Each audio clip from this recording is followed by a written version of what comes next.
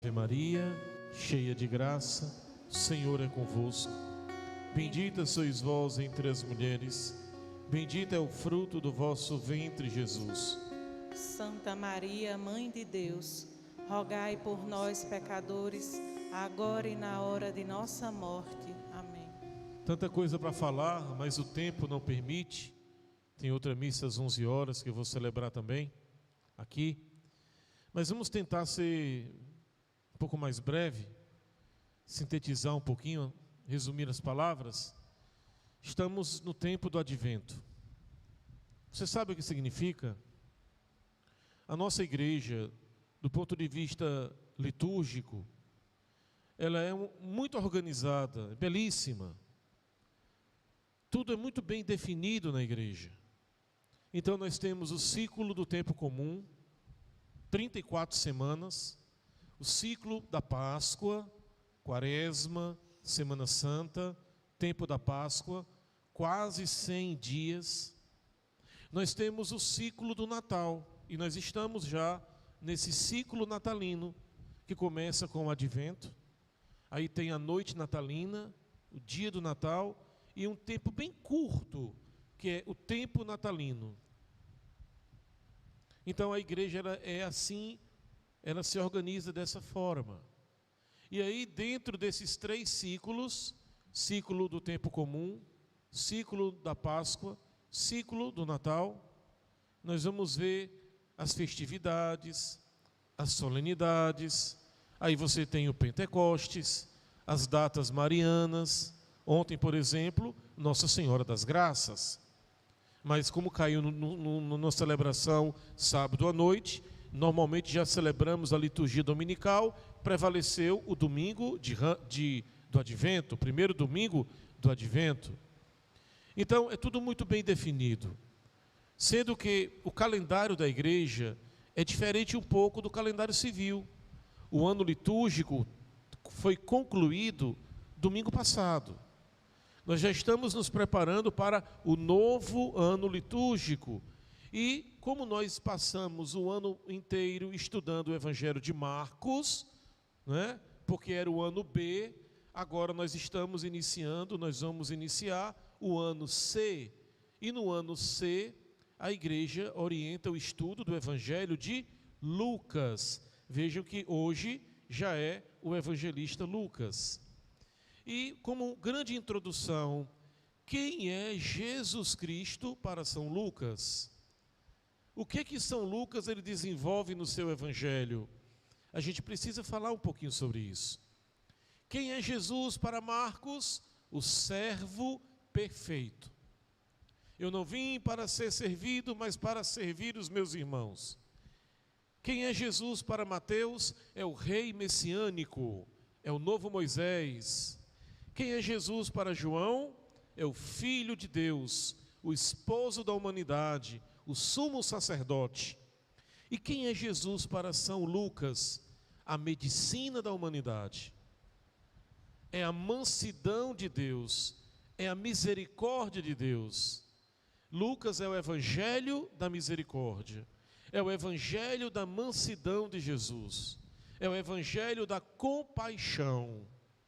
É belíssimo estudar esse evangelho, que do ponto de vista histórico, ele foi muito bem estruturado, e Lucas deixa isso muito claro logo no primeiro capítulo, quando ele diz que estudou muito para escrever esse evangelho.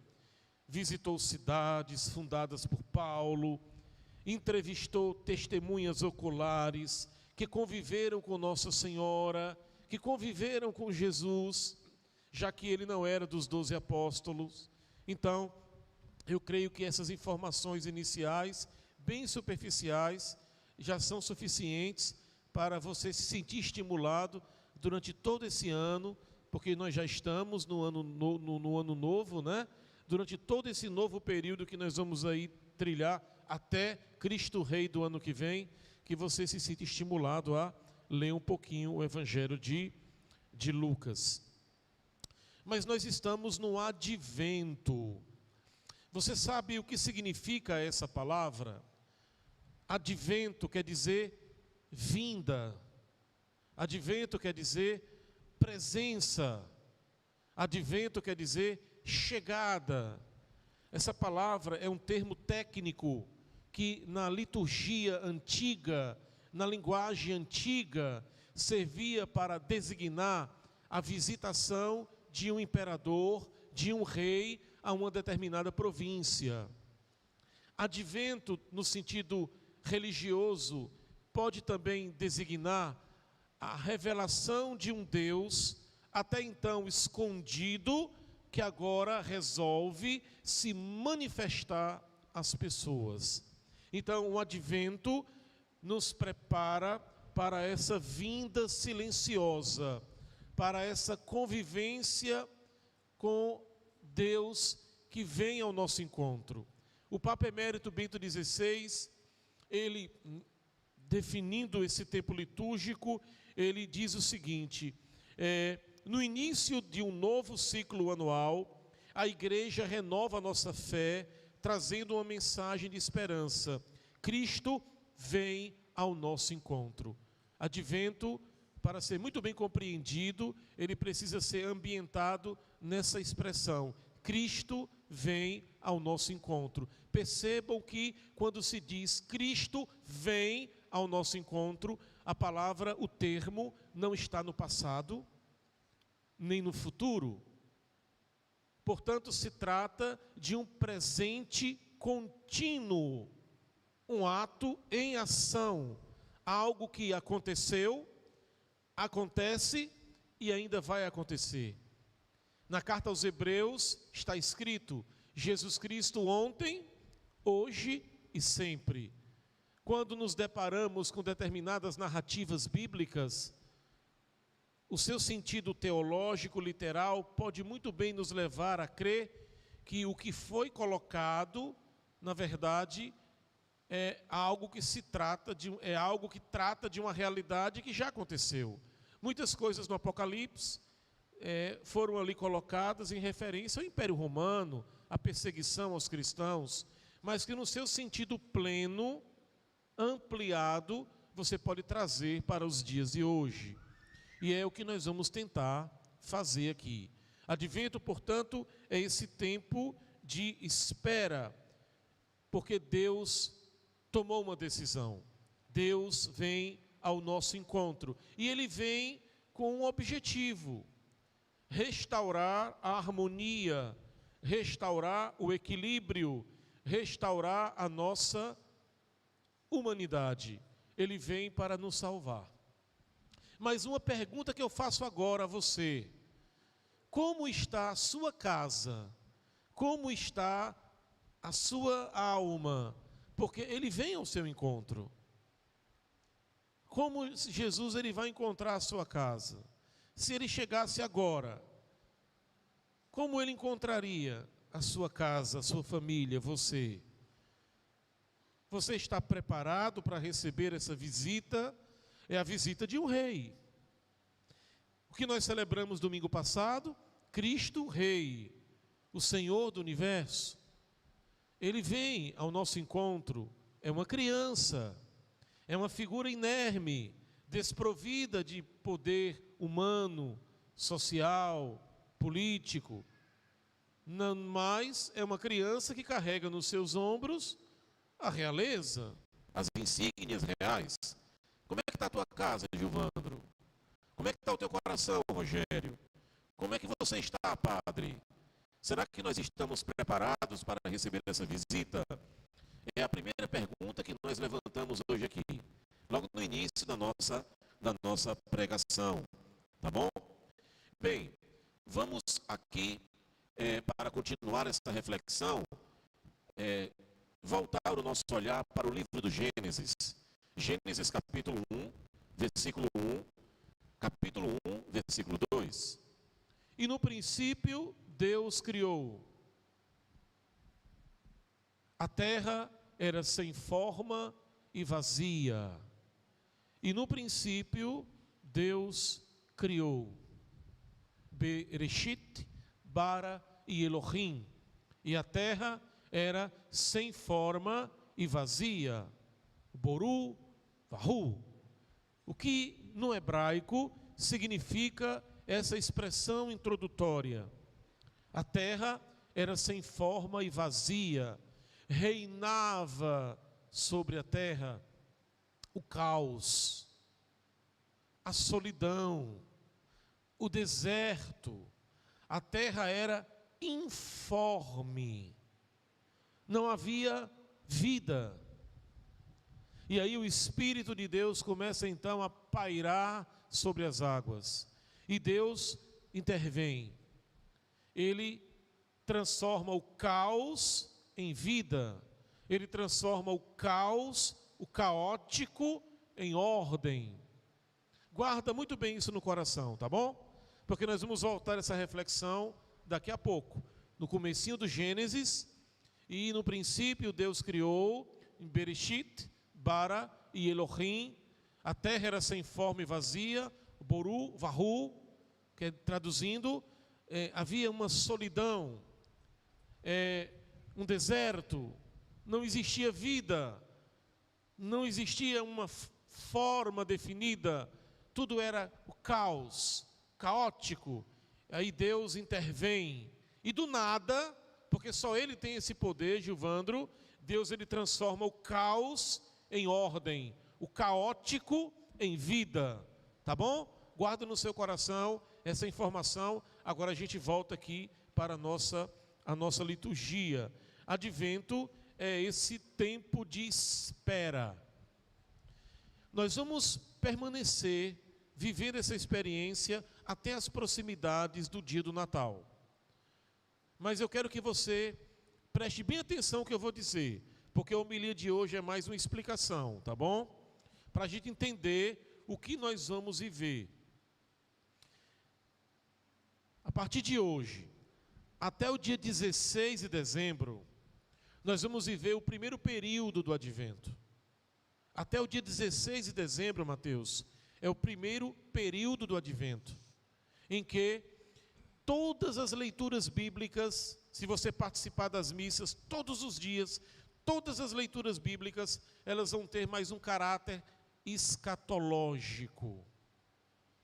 E os textos bíblicos, eles vão realçar, destacar, acentuar o reino de Deus e os grandes sinais de Jesus.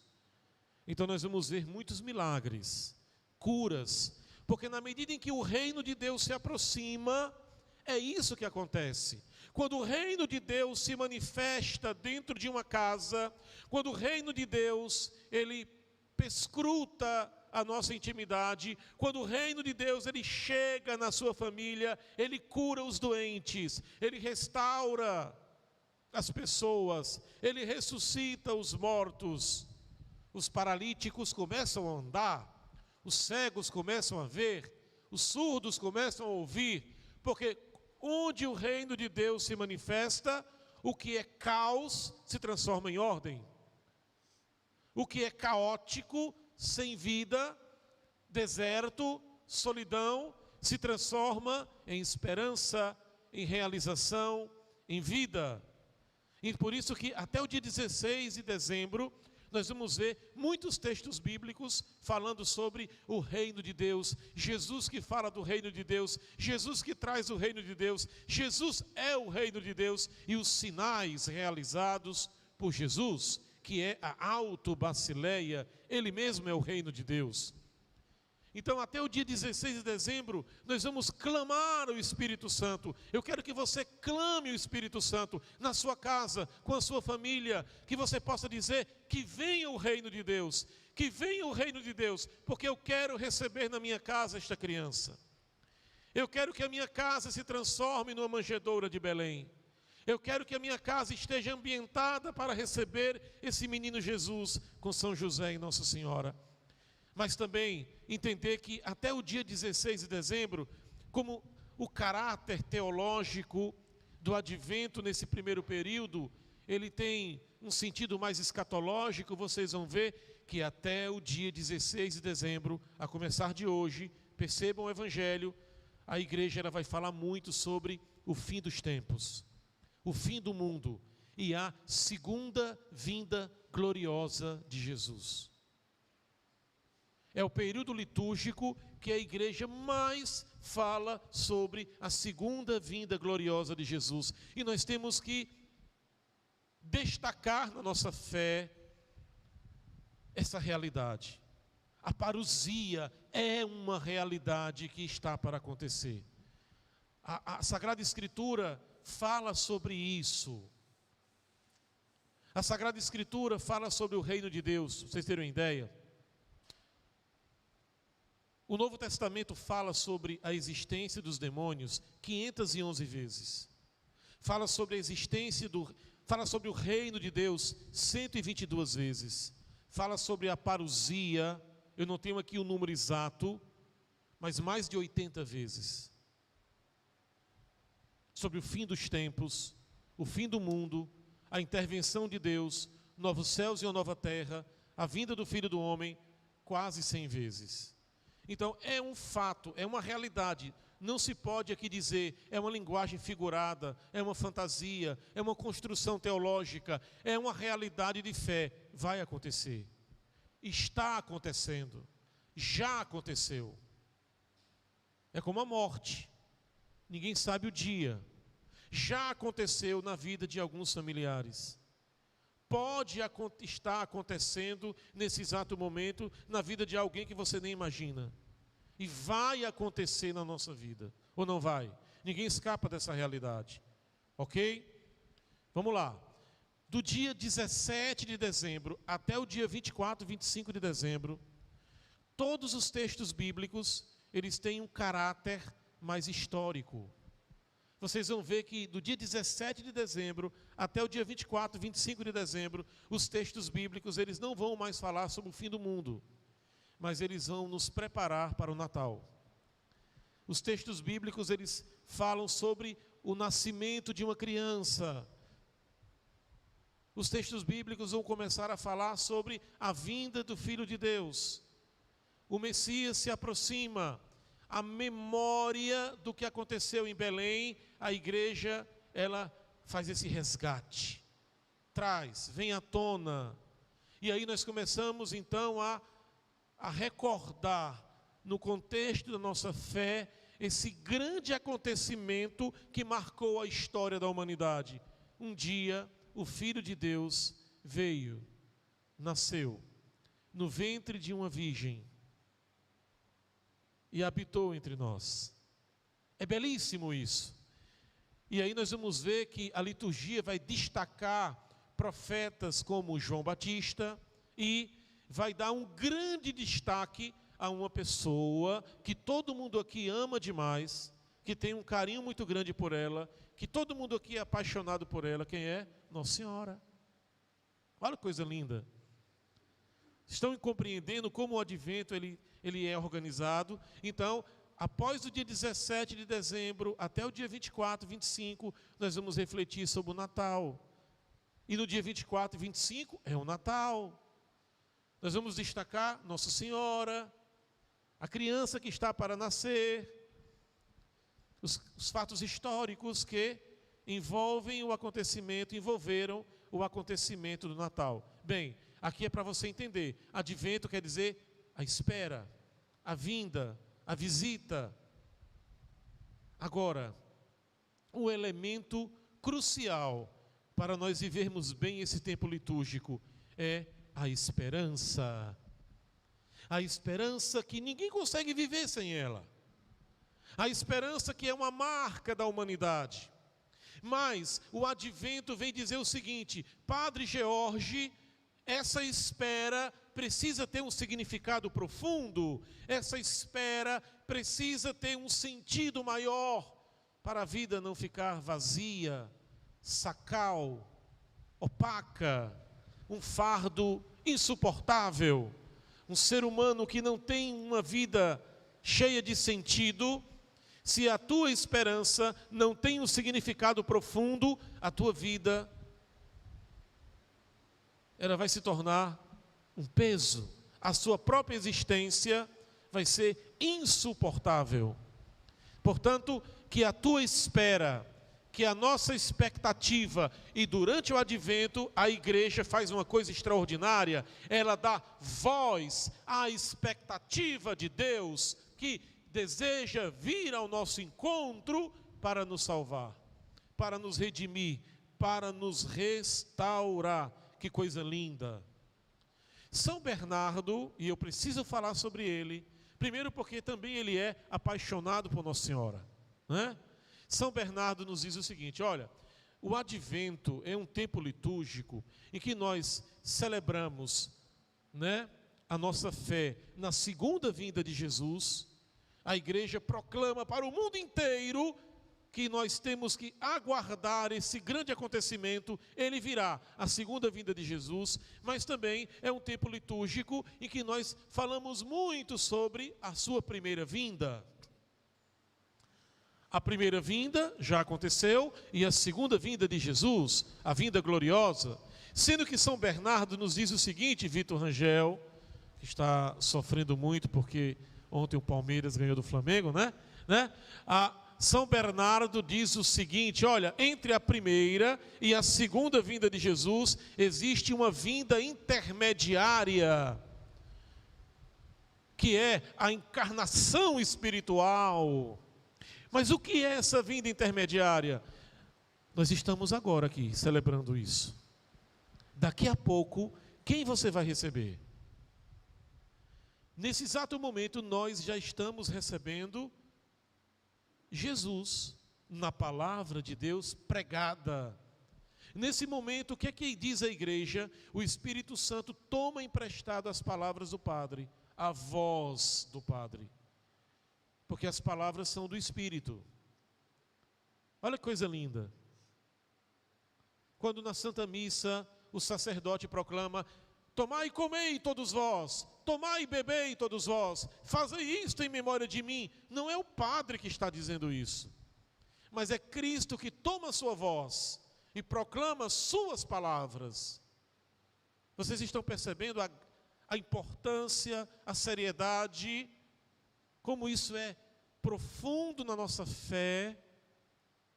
O Padre apenas faz as vezes de Cristo, ele é apenas um instrumento, tão pecador quanto você ou mais. Por isso que os pecados do Padre não anula a eficácia do sacramento. Agora, se ele não se converter, pode condená-lo. Você está entendendo? Por isso que todas as vezes que eu subo aqui no altar, prevalece em mim aquela percepção paulina: ai de mim se eu não evangelizar.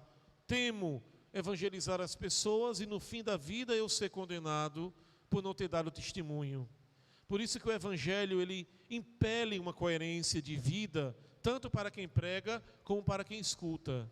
E todos nós temos que ter muito cuidado. Certo, minha gente? Então, nessa vida intermediária, veja que na Eucaristia, Jesus se faz presente na nossa vida. Você pode recebê-lo todos os dias e encarná-lo espiritualmente, encarná-lo sacramentalmente. E nesse processo de encarnação espiritual, Maria é um arquétipo, Maria é um modelo, Maria é a maior referência. Porque ela, antes de encarnar o Verbo em seu ventre, o encarnou. Ela encarnou o Verbo no seu coração e na sua mente. Então, o que eu quero fazer agora é uma pergunta. A segunda pergunta, e vos faço: como você está agora?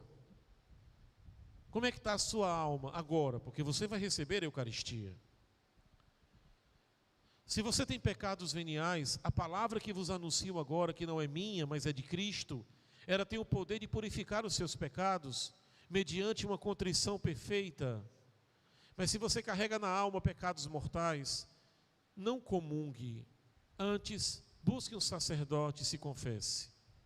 Se você está há muito tempo sem se confessar, procure um sacerdote para se confessar. Fizemos agora uma divisão dos horários. Padre Marcos, todas as quintas-feiras vai estar na terra, né? Eu assumi um compromisso com ele e eu vou ficar aqui às quintas-feiras sempre tem adoração aqui, quinta-feira o Santíssimo é exposto aqui, né, Sara? E eu vou ficar, na medida do possível, atendendo algumas pessoas. É só agendar com Sara. Para confissão, não atendimento. Não confundir confissão com atendimento. Confissão é confessar os pecados, ponto final. Não é contar história de vida. Atendimento, aí é uma longa conversa. A gente pode ficar até 2 horas conversando. Tá ok? Tá bem? Então, o advento é esse tempo de espera, esse tempo de preparação para o nascimento, comemorar o Natal de Jesus. Sendo que o Natal de Jesus já aconteceu. E então, o que a gente vai fazer daqui a alguns dias? Celebrar esse Natal, mas entendendo uma coisa, preste atenção agora. Não faz sentido celebrar o Natal de Jesus se você também não celebrar o seu Natal. Como assim? Você precisa nascer de novo. Nós temos que nascer de novo. Nascer de novo quer dizer conversão de vida.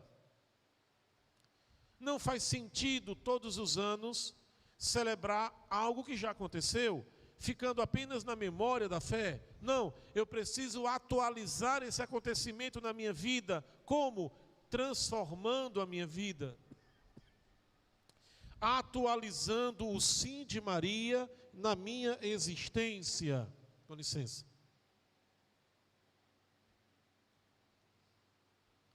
Atualizando o sim de Nossa Senhora na minha existência. Isso eu preciso fazer. Agora, um outro dado interessante, já caminhando para o final da homilia, é que muitas pessoas perguntam, né? Por que a igreja, quando celebra o advento, que é um tempo litúrgico que prepara o nosso coração para a vinda gloriosa de Jesus, por que a igreja fala tanto sobre o fim do mundo? São textos bíblicos tão pesados, densos, né? Falando sobre o fim do mundo. O sol vai escurecer, a lua perdeu seu brilho, as estrelas irão cair do céu, as forças cósmicas serão abaladas. Olha o evangelho de hoje. As nações ficarão angustiadas com o pavor do barulho do mar e das ondas. Os homens vão desmaiar de medo só em pensar no que vai acontecer com o mundo. O que foi que eu disse para vocês no início da homilia? No princípio, Deus criou Bereshit, Bara e Elohim. A terra era sem forma e vazia. Sem forma e vazia no hebraico é Boru Vahu. Ou seja, o que existia? O caos. O caótico. Nós estamos caminhando para o caos. Você tem alguma dúvida? Olha para a família. Veja o que está acontecendo hoje. Nada, nenhum projeto social, nenhuma realidade de poder, nenhuma construção política permanecerá saudável a serviço das pessoas se a célula máter da sociedade, que é a família, permanecer colapsando. A família está colapsando. Olha ao seu redor o que está acontecendo nas escolas, o que está acontecendo na própria igreja, o que está acontecendo nas famílias. 3 instituições fundamentais para a configuração do tecido social: educação, família e religião. O mundo está, por causa do pecado, caminhando para o caos. Isso é bíblico. Não adianta chegar com teologia figurada. É um fato. Essas bombas que os homens criaram com a sua inteligência, elas um dia serão utilizadas. Pode ter certeza. Guerras, a revolta da natureza, a destruição da natureza, tantas desigualdades, terrorismos, a islamização da Europa, a descristianização da América Latina é um fato. Na Europa, isso já está muito avançado. Nós estamos caminhando para o caos. E Deus vai permitir tudo isso, porque isso é bíblico. Leia Mateus 24, 25. Leia Lucas 21 e 22. Leia Marcos 13, 14. Leia a primeira carta de São Paulo aos Tessalonicenses. São muitos textos bíblicos, fora o que nós vamos encontrar no Antigo Testamento. O mundo está caminhando para o caos. Nós vamos voltar ao caos primitivo. E Deus vai permitir tudo isso para intervir na história, para restaurar todas as coisas. Não sei se vocês estão lembrados, mas se vocês se lembram, mas em uma de suas conversas com os discípulos, falando sobre a sua vinda gloriosa, Jesus perguntou aos discípulos: quando o Filho de Deus voltar, ele vai encontrar fé sobre a terra? Lembra? O que o catecismo da igreja nos diz? Que a igreja vai viver, enfrentar uma última e uma grande perseguição. Muitos dentro da igreja perderão a fé. E isso Nossa Senhora vem dizendo em Medjugorje. Ela disse em La Salette. Ela insinuou em Fátima. Nossa Senhora alertou em Akita, no Japão. São muitas as aparições de Nossa Senhora que ela fala sobre isso. Não é uma fantasia, não é para criar medo, é uma realidade. Mas o caos precede um tempo novo. Que tempo novo é esse? Cristo voltará e vai restaurar o equilíbrio. Vai restaurar todas as coisas. E agora nós vamos para o mais importante da pregação, que é o final. Nosso Senhor diz assim: tomem cuidado para que os vossos corações não fiquem insensíveis. E aí ele cita experiências pecaminosas. Muito cuidado com a tibieza, muito cuidado com a frieza da alma, muito cuidado com a insensibilidade. Padre Paulo Ricardo disse o seguinte na homilia nesse domingo: a pacificação com os pecados veniais é cultural nos católicos medíocres. A pacificação, aqui são as minhas palavras, eu estou interpretando o que ele disse. A pacificação com os pecados veniais é praticamente cultural na vida dos católicos medíocres. Aquela preguiça espiritual. Você não tem vontade de rezar. Você vem à missa por obrigação. Tudo que é para Deus você deixa para depois. Até a caridade está esfriando em muitos corações. Quando alguém na rua pede uma coisa para você, a primeira coisa que você pensa: eu não vou dar porque ele vai usar droga. Então compre um pacote de biscoito e dê. Compre um pãozinho na padaria e dê. Compre um cafezinho e dê num copinho descartável. Mas não se faz isso. Fica na justificativa: não ajudei, porque se eu ajudar, vai usar droga. Compre uma cesta básica e dê a uma família carente. Até a caridade está esfriando nos nossos corações. Será que a gente não percebe isso, minha gente? Tudo que é para Deus a gente justifica. Claro, isso não é uma realidade em todos os corações. Existem pessoas que ainda conservam a sua fé, que estão lutando contra isso. Jesus chega a dizer: vocês têm que rezar muito, orar e vigiar, para escapar de tudo que vai acontecer, porque o sol que escurece, a lua que perde o brilho, é o que? Uma grande apostasia. Muita gente está perdendo a fé. Por que tantas doenças psíquicas?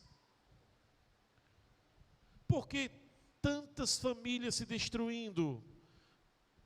Porque as pessoas estão perdendo a sua fé, porque as pessoas estão colapsando sua experiência religiosa, porque é impossível você estar pertinho de Deus, pertinho de Nossa Senhora, e você não ter um coração mais dócil. É claro que a gente peca, é claro que nós temos falhas, é claro que a gente é um pouco vaidoso, egoísta, mas isso não é o predominante na vida de quem está pertinho dela, de quem está pertinho dele. Aliás, São Cirilo de Alexandrina disse no concílio de Éfeso: perto dela ninguém se perde. Por isso Maria é um cetro da ortodoxia. Mas quando você vê tudo isso acontecendo, perseguições, catástrofes, provações dentro da família, erga a tua cabeça, buscai as coisas do alto, porque a intervenção de Deus virá. A intervenção de Deus vai acontecer.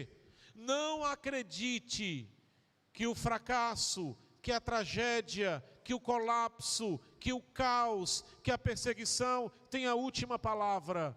Que o alcoolismo, que o adultério, que a mentira, que a ganância tem a última palavra. A marca da humanidade é a esperança. A última palavra que sustenta a humanidade é a esperança. Cristo intervém. Aconteceu, acontece, ainda vai acontecer.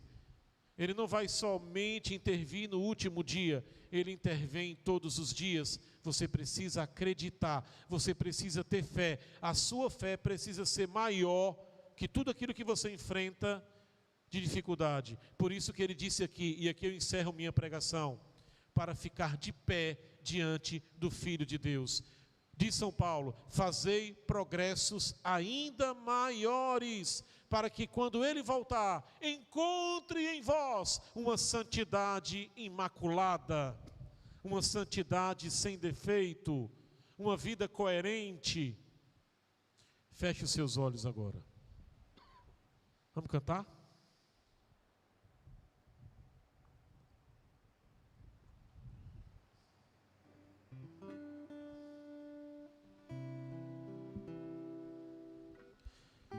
Você que está vivendo a provação na sua família,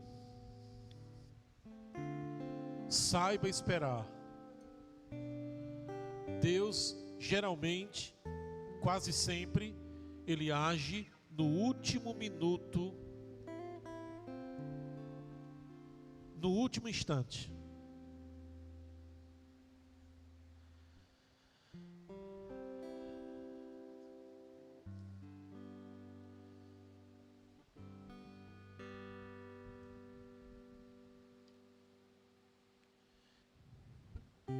Escuta essa canção.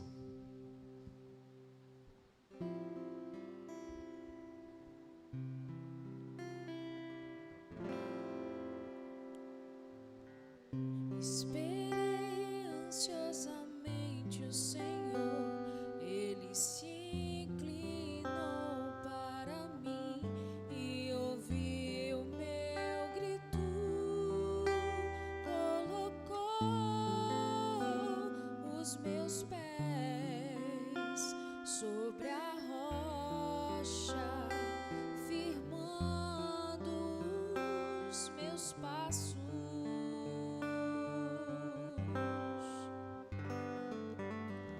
Esperei ansiosamente o Senhor, Ele se inclinou para mim e ouviu meu grito, colocou os meus pés sobre a rocha, firmando os meus passos.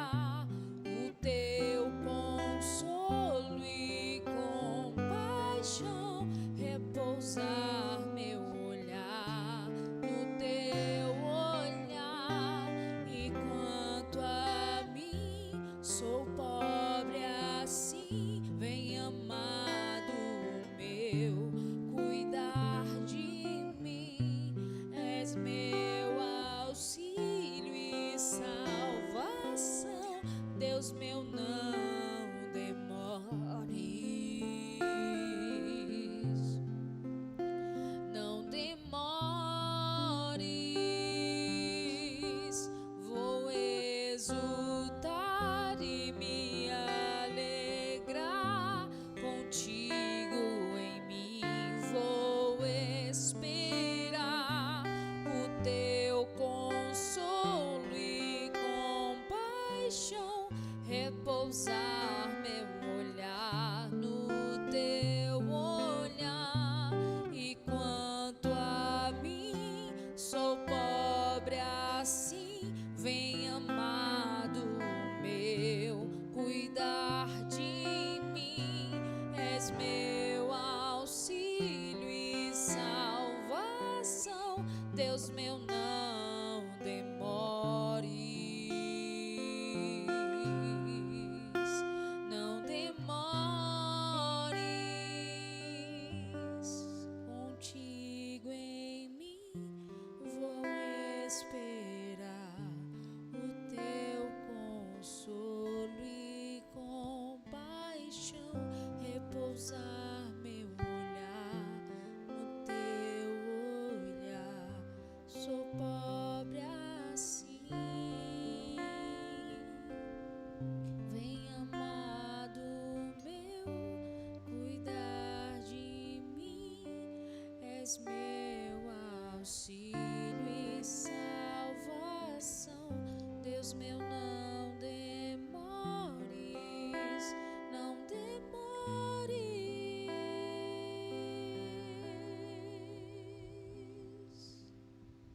Amém. Entenda uma coisa, meu irmão. Você é dele. Você não é do dinheiro. Você não é propriedade das pessoas. Você não é escravo do poder. Você não nasceu para ser escravo do dinheiro. Você é de Deus. Você é dele. E somente nele você será livre. Livre. Radicalmente livre. Feliz. Radicalmente feliz. Radicalmente feliz. Tudo isso aqui que você vê, tudo que você toca, é muito pouco frente àquilo que Ele vai dar a você. Você vai herdar um corpo glorioso. Você vai herdar uma nova terra. Você vai ver com seus olhos o Criador. Você vai habitar na casa dele. Tudo isso aqui é passageiro. A canção diz: não demores. Mas eu faço aqui um outro questionamento. Não demore. Ele já está esperando você. O Natal que nós vamos celebrar daqui a alguns dias se resume numa palavra: é uma criança. O Natal é uma criança. Veja que coisa absurda. Um escândalo para os anjos, diz os santos padres. O Natal é um escândalo até para os anjos. Inimaginável até para os anjos pensar que um dia Deus iria se submeter a isso. O Todo-Poderoso ser uma criança frágil, inerme, desprovida de poder. Em seus braços. A Eucaristia é um escândalo até para os anjos. Na Eucaristia ele se revela mais frágil ainda. Você pode até consumi-lo. Você pode até rejeitá-lo. Em muitos corações, diz Santa Faustina, em muitos corações, na hora da fila da comunhão, quando as pessoas comungam, mais uma vez Jesus entra no sepulcro. Porque muitos comungam sem fé, sem nenhuma disposição para uma mudança de vida. Tem gente que comunga e ainda consegue ser pior. Rezemos por essas pessoas. As pessoas boas, elas merecem as nossas orações. As pessoas más, elas precisam das nossas orações.